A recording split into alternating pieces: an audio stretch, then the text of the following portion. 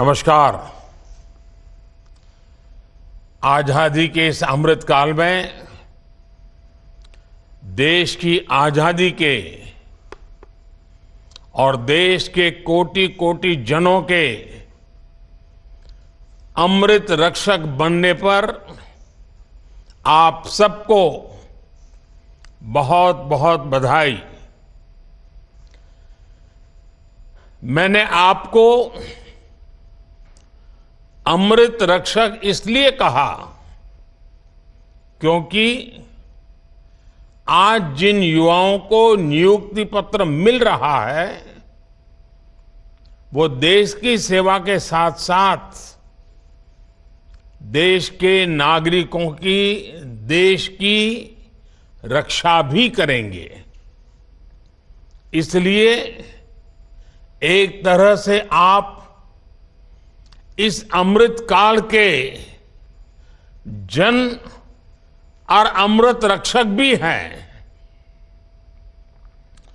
मेरे परिवारजनों, इस बार रोजगार मेला का ये आयोजन एक ऐसे माहौल में हो रहा है जब देश गर्व और आत्मविश्वास से भरा हुआ है। हमारा चंद्रयान और उसका रोवर प्रज्ञान लगातार चंद्रमा से ऐतिहासिक तस्वीरें भेज रहा है। गर्व से भरे इस क्षण और ऐसे समय में आप अपने जीवन की सबसे महत्वपूर्ण यात्रा शुरू करने जा रहे हैं। मैं सभी सफल अभ्यर्थियों और उनके परिवारजनों को अनेक अनेक शुभकामनाएं देता हूं। साथियों, सेना में आकर सुरक्षा बलों के साथ जुड़कर पुलिस सेवा में आकर हर युवा उसका सपना होता है कि वो देश की रक्षा का प्रहरी बने। और इसलिए आप पर बहुत बड़ा दायित्व होता है। इसलिए आपकी जरूरतों के प्रति भी हमारी सरकार बहुत गंभीर रही है। बीते कुछ वर्षों में अर्धसैनिक बलों की भर्ती प्रक्रिया में हमने कई बड़े बदलाव किए हैं। आवेदन से लेकर चयन तक की प्रक्रिया में तेजी लाई गई है। अर्धसैनिक बलों में भर्ती के लिए होने वाली परीक्षा अब 13 स्थानीय भाषाओं में भी कराई जा रही है।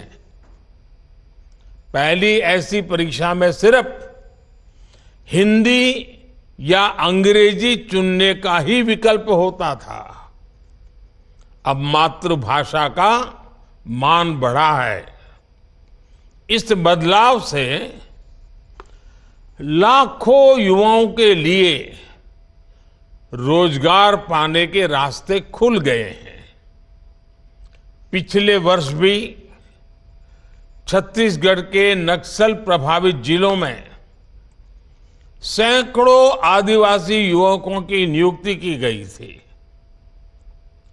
इन्हें नियमों में छूट देकर सुरक्षा बल में भर्ती पाने का अवसर दिया गया ताकि विकास की मुख्य धारा से जुड़े रहें।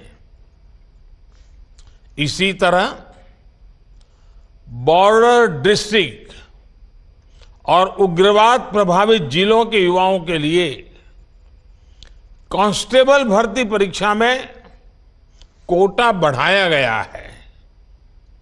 सरकार के प्रयासों से अर्धसैनिक बलों को लगातार मजबूती मिल रही है। साथियों, देश का विकास सुनिश्चित करने में आपके दायित्व की महत्वपूर्ण भूमिका है। सुरक्षा का वातावरण, कानून का राज विकास की रफ्तार को तेज कर देता है। आप यूपी का उदाहरण ले सकते हैं। कभी यूपी विकास के मामले में बहुत पीछे था और अपराध के मामले में बहुत आगे, लेकिन अब कानून का राज स्थापित होने से यूपी विकास की नई ऊंचाई छू रहा है। कभी गुंडों माफिया की दहशत में रहने वाले उत्तर प्रदेश में आज भयमुक्त समाज की स्थापना हो रही है। कानून व्यवस्था का ऐसा शासन लोगों में विश्वास पैदा करता है और जब अपराध कम हुआ है तो यूपी में निवेश भी बढ़ रहा है, इन्वेस्टमेंट आ रहा है। इसके उलट हम ये भी देखते हैं कि जिन राज्यों में अपराध चरम पर है वहां निवेश भी उतना ही कम हो रहा है। सारे रोजी रोटी के सारे काम ठप पड़ जाते हैं। मेरे परिवारजनों, आजकल आप लगातार पढ़ते भी हैं और देखते भी हैं कि भारत दुनिया की सबसे तेजी से बढ़ती हुई अर्थव्यवस्था है। भारत इस दशक में टॉप 3 अर्थव्यवस्था में शामिल हो जाएगा और ये गारंटी जब मैं आपको देता हूं ना, बड़ी जिम्मेवारी के साथ मेरे देशवासी, मेरे परिवारजनों को ये मोदी गारंटी देता है। लेकिन जब आप ये पढ़ते हैं तो एक सवाल आपके मन में जरूर आता होगा कि इसका देश के सामान्य नागरिक पर क्या असर होगा। और ये सवाल बहुत स्वाभाविक भी है। साथियों, किसी भी अर्थव्यवस्था को आगे बढ़ने के लिए ये जरूरी है कि देश के हर सेक्टर का विकास हो। फूड सेक्टर से लेकर के फार्मा तक, स्पेस से लेकर के स्टार्टअप तक, जब हर सेक्टर आगे बढ़ेगा तो अर्थव्यवस्था भी आगे बढ़ेगी। आप फार्मा इंडस्ट्री का उदाहरण ले लीजिए। महामारी के समय भारत के फार्मा इंडस्ट्री की बहुत सराहना की गई। आज ये इंडस्ट्री 4 लाख करोड़ रुपए से ज्यादा की है और कहा यह जा रहा है कि 2030 तक भारत की फार्मा इंडस्ट्री करीब 10 लाख करोड़ रुपए की हो जाएगी। अब ये फार्मा इंडस्ट्री आगे बढ़ेगी तो इसका क्या मतलब हुआ? इसका मतलब ये हुआ कि इस दशक में फार्मा इंडस्ट्री को आज की तुलना में कई गुना ज्यादा युवाओं की जरूरत पड़ेगी। रोजगार के अनेक नए अवसर आएंगे। साथियों, आज देश में ऑटोमोबाइल और ऑटो कंपोनेंट्स, इस इंडस्ट्री में भी बहुत तेजी से बढ़त देखने को मिल रही है। फिलहाल ये दोनों इंडस्ट्री 12 लाख करोड़ रुपए से ज्यादा की है। आने वाले वर्षों में इसके और बढ़ने की उम्मीद है। इस ग्रोथ को संभालने के लिए ऑटोमोबाइल इंडस्ट्री को भी बहुत सारे संख्या में नए युवकों की जरूरत होगी, नए लोगों की जरूरत पड़ेगी, रोजगार के अनगिनत अवसर बनेंगे। आपने देखा होगा कि इन दिनों फूड प्रोसेसिंग इंडस्ट्री के महत्व की भी काफी चर्चा होती है। भारत का फूड प्रोसेसिंग मार्केट पिछले साल करीब करीब 26 लाख करोड़ रुपए का था। अब अगले 3-3.5 साल में ये सेक्टर करीब 35 लाख करोड़ रुपए का हो जाएगा। यानी जितना विस्तार होगा उतने अधिक युवकों की जरूरत पड़ेगी, उतने नए रोजगार के मौके खुल जाएंगे। साथियों, भारत में आज इंफ्रास्ट्रक्चर का तेजी से विकास हो रहा है। पिछले 9 साल में केंद्र सरकार ने 30 लाख करोड़ रुपए से ज्यादा इंफ्रास्ट्रक्चर पर खर्च किए हैं। इससे देश भर में कनेक्टिविटी का विस्तार तो हो ही रहा है, इसने पर्यटन और हॉस्पिटैलिटी सेक्टर में नई संभावनाओं को जन्म दिया है। और नई संभावनाओं का सीधा मतलब है कि ज्यादा से ज्यादा रोजगार के मौके बनते जा रहे हैं। साथियों, 2030 तक हमारी अर्थव्यवस्था में टूरिज्म सेक्टर का योगदान 20 लाख करोड़ रुपए से भी ज्यादा होने का अनुमान है। माना जा रहा है कि अकेले इस इंडस्ट्री से 13 से 14 करोड़ लोगों को नए रोजगार की संभावना बढ़ने वाली है। इन सारे उदाहरणों से आप समझ कर सकते हैं कि भारत का विकास सिर्फ नंबर की रेस नहीं है। इस विकास का भारत के हर नागरिक के जीवन पर प्रभाव पड़ेगा। इसका मतलब है कि बड़ी संख्या में रोजगार के अवसर तैयार हो रहे हैं और इससे आय में बढ़ोतरी और क्वालिटी ऑफ लाइफ सुनिश्चित हो रही है। हम परिवार में भी देखते हैं ना, अगर हम किसान हैं, अच्छी फसल हुई, ज्यादा फसल हुई, अच्छे दाम मिले तो घर के अंदर कैसे रौनक आ जाती है। कपड़े नए आते हैं, बाहर जाने का मन करता है, नई चीजें खरीदने का मन करता है। घर की अगर आय बढ़ी तो घर के लोगों के जीवन में भी बदलाव आता है। जैसे परिवार में है ना, देश में भी वैसा ही है। जैसे देश की आय बढ़ती है, देश की ताकत बढ़ती है, देश में संपत्ति बढ़ती है, तो देश के नागरिकों का जीवन संपन्न बनना शुरू हो जाता है।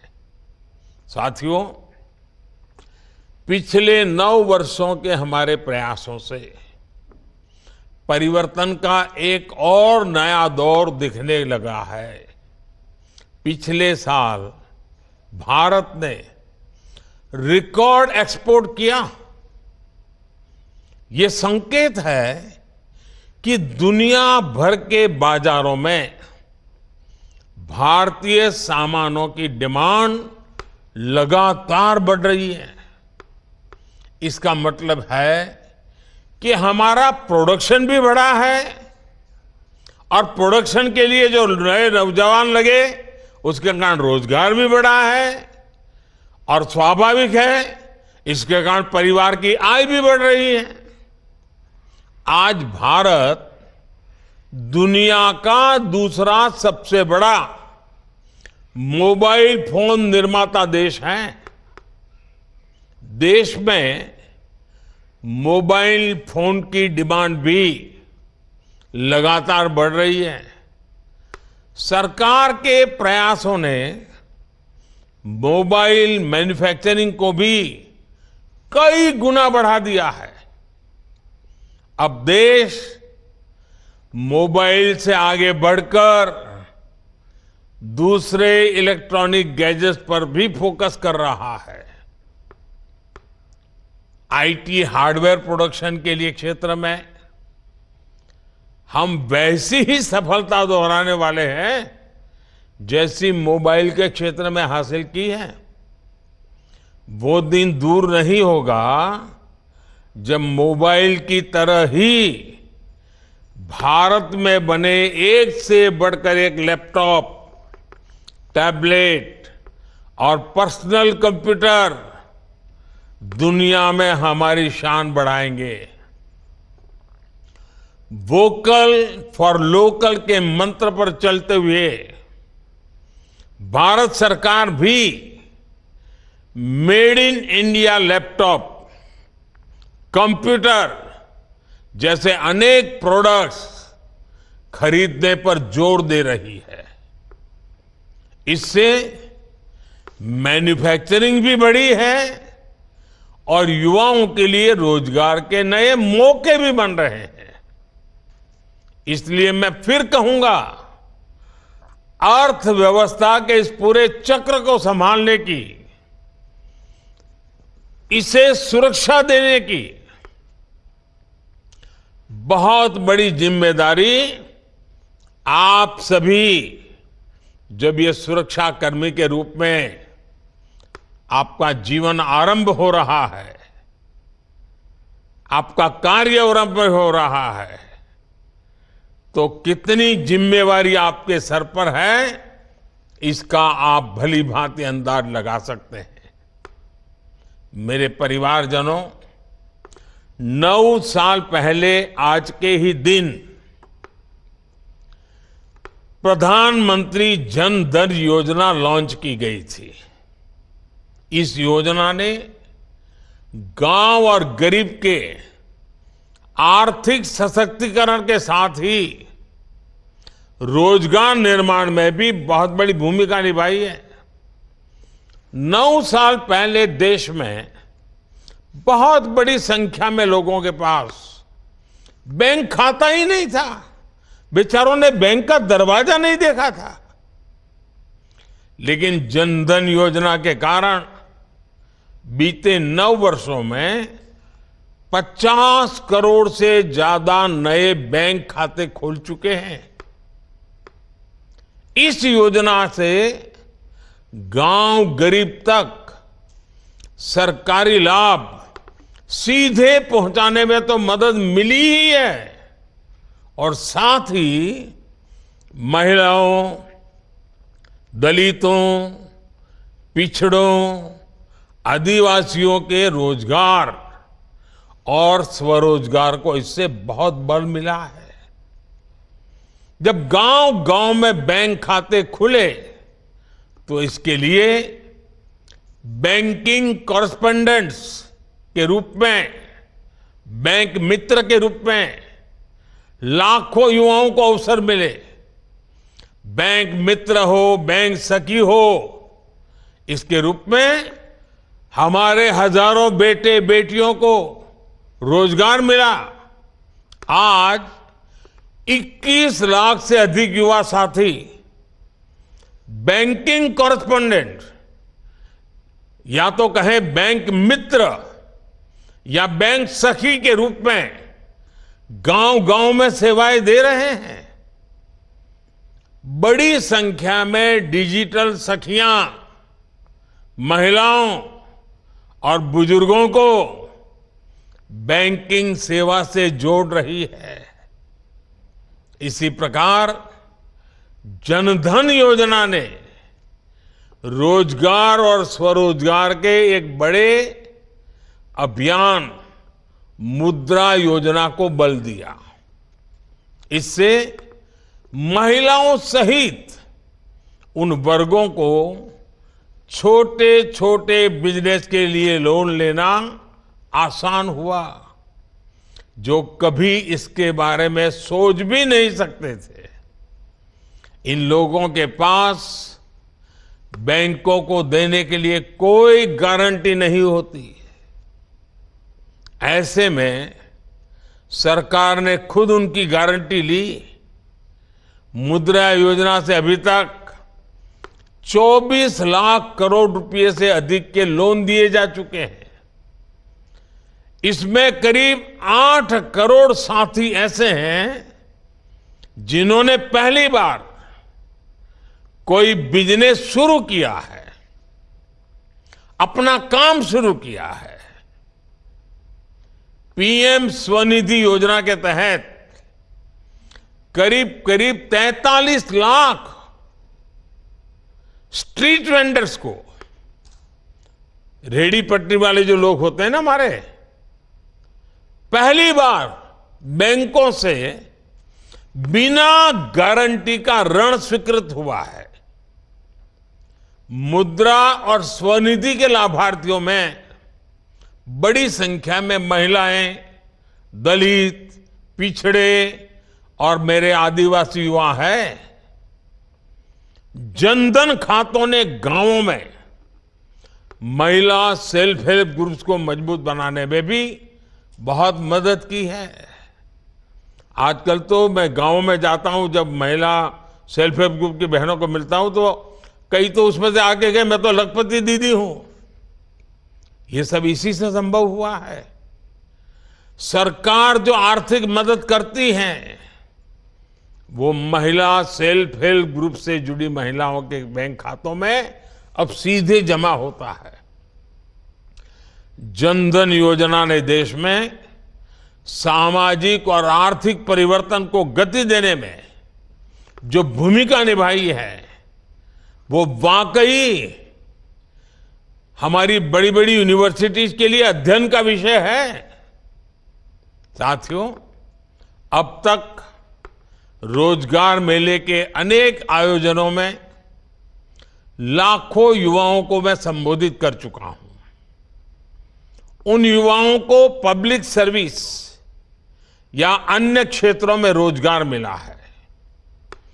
गवर्नमेंट और गवर्नेंस में बदलाव लाने के मिशन में आप सभी युवा मेरी सबसे बड़ी ताकत है। आप सभी उस पीढ़ी से आते हैं जहां सब कुछ बस एक क्लिक पर मिल जाता है। इसलिए आप समझ सकते हैं कि लोग हर सर्विस की तेज डिलीवरी चाहते हैं। आप अच्छी तरह जानते हैं कि आज की पीढ़ी समस्याओं का टुकड़ों में समाधान नहीं चाहती, उन्हें स्थायी समाधान चाहिए। इसलिए पब्लिक सर्वेंट्स होने के नाते आपको ऐसे फैसले लेने होंगे, ऐसी जिम्मेवारियां निभानी होगी, हर पल ऐसे तैयार रहना होगा जो लंबे समय तक लोगों के लिए फायदेमंद हो। आप जिस पीढ़ी से संबंध रखते हैं वो कुछ हासिल करने का इरादा रखती है। ये पीढ़ी किसी का फेवर नहीं चाहती, वो बस ये चाहती है कि कोई उनके रास्ते का रोड़ा ना बने। इसलिए पब्लिक सर्वेंट्स के तौर पर आपके लिए ये समझना बहुत आवश्यक है कि सरकार जनता की आकांक्षाओं को पूरा करने के लिए हमेशा जनता की सेवा के लिए है। आप ये समझते हुए काम करेंगे तो कानून व्यवस्था को बनाए रखने में भी आपको बहुत मदद मिलेगी। साथियों, अर्धसैनिक बलों में अपनी महत्वपूर्ण जिम्मेदारी को पूरा करने के साथ साथ आप सीखते रहने की प्रवृत्ति को भी बनाए रखें। आप जैसे कर्मयोगियों के लिए आई गॉट कर्मयोगी पोर्टल पर 600 से ज्यादा अलग अलग कोर्सेज उपलब्ध है। सर्टिफिकेट कोर्सेज हैं। 20 लाख से ज्यादा सरकारी कर्मचारियों ने इस पोर्टल पर रजिस्ट्रेशन कराया है। वो ऑनलाइन पढ़ाई कर रहे हैं, परीक्षाएं दे रहे हैं। मेरा आग्रह है कि आप सब भी इस पोर्टल से पहले दिन से ही जुड़ जाइए और पहले दिन से तय कीजिए मैं ज्यादा से ज्यादा कोर्सेज करूं, ज्यादा से ज्यादा सर्टिफिकेट कोर्स करूं, ज्यादा से ज्यादा सर्टिफिकेट प्राप्त करूं। और आप देखिए, जो सीखेंगे, जानेंगे, समझेंगे, वो सिर्फ एग्जाम के लिए नहीं है, आपके जीवन में उत्तम से उत्तम ड्यूटी करने के लिए है। एक श्रेष्ठ अफसर बनने का सामर्थ्य उसमें पड़ा हुआ है। साथियों, आपका क्षेत्र यूनिफॉर्म की दुनिया का है। मैं आप सबसे आग्रह करूंगा, फिजिकल फिटनेस में जरा भी कॉम्प्रोमाइज मत कीजिए, क्योंकि आपका काम समय के बंधनों में बंधा हुआ नहीं होता है। मौसम का हर मार आपको झेलना पड़ता है।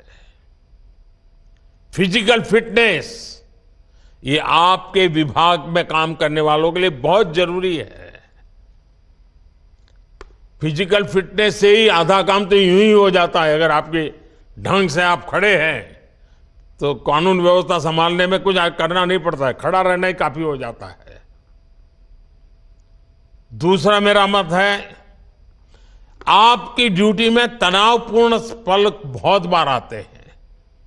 छोटी छोटी बात में तनाव आ जाता है। योगा ये आपके जीवन में नित्य प्रैक्टिस होनी चाहिए।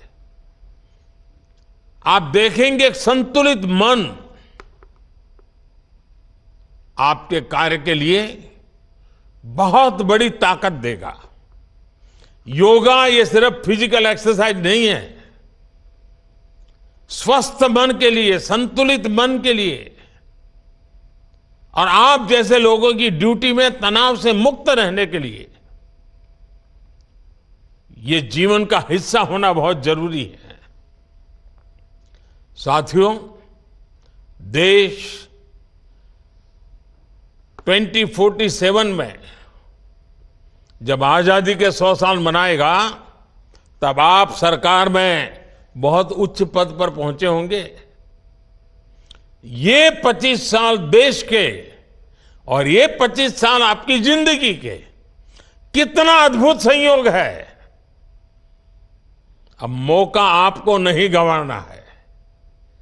अपनी पूरी शक्ति, सामर्थ्य, जितना उसका विकास कर सकते हैं करिए, जितना ज्यादा समर्पण कर सकते हैं करिए, जितना ज्यादा जन सामान्य के जीवन के लिए अपने जीवन को खपा दें।